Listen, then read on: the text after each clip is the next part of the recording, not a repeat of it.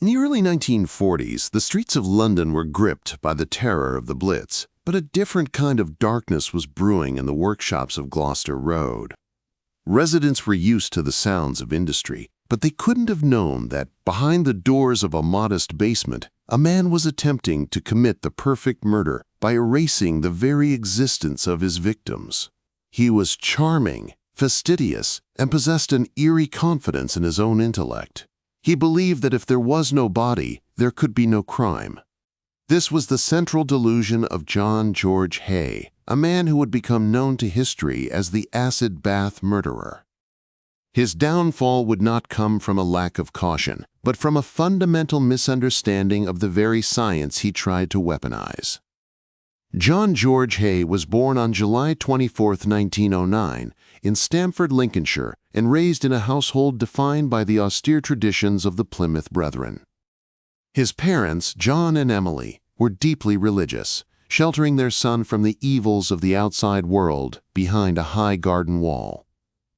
This isolation fostered a rich and eventually warped inner life. Haigh was a talented pianist and a bright student, winning a scholarship to Queen Elizabeth Grammar School in Wakefield. However, his transition into adulthood was marked by a series of failed ventures and a growing penchant for fraud. In 1934, he was imprisoned for fraud, a cycle that would repeat throughout the decade.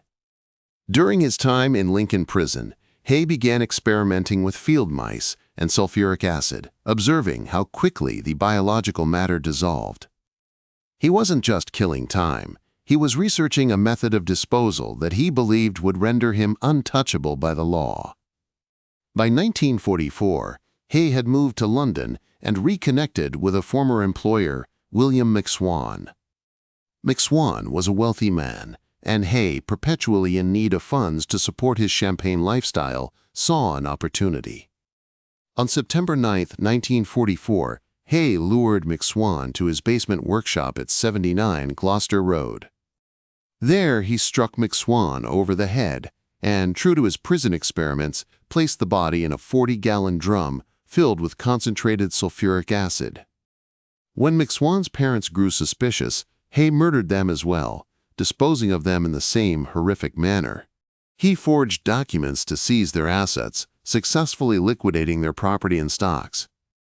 Emboldened by his success, he repeated the process in 1948 with Dr. Archibald Henderson and his wife, Rose, after luring them to a new workshop in Crawley. He was a professional predator, using his refined manners to gain trust before dissolving his problems in sludge.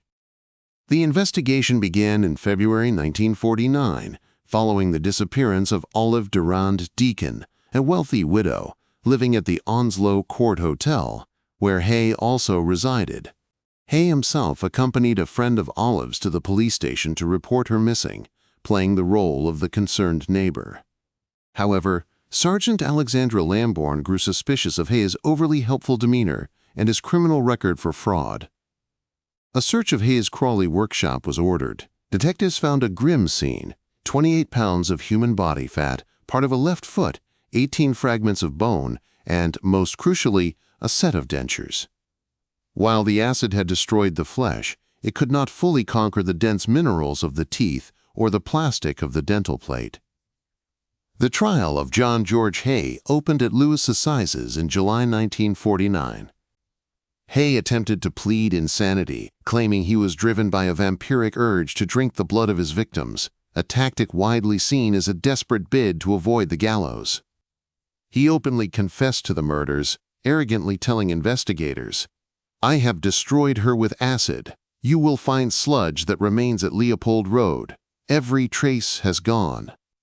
How can you prove murder if there is no body?" He was wrong. The prosecution called Olive Durand-Deacon's dentist, who positively identified the dentures found in the sludge as those he had made for her. This physical evidence, combined with the recovered bone fragments, provided the, quote, corpus delicti the law required. It took the jury only minutes to find him guilty. George Haigh was executed by Pierre Point at Wandsworth Prison on August 10, 1949. His case remains a chilling study in the failure of the, quote, perfect crime. Hay's downfall was his own arrogance. He believed his amateur understanding of chemistry and his misinterpretation of the legal term corpus delicti, which refers to the body of evidence, not necessarily a physical corpse, made him superior to the authorities. He viewed his victims as mere financial obstacles to be dissolved away. Today, the acid bath murderer is remembered not for his perceived brilliance, but for the cold-blooded efficiency with which he turned a basement workshop into a factory of death, and for the forensic science that refused to let his victims vanish into the sludge.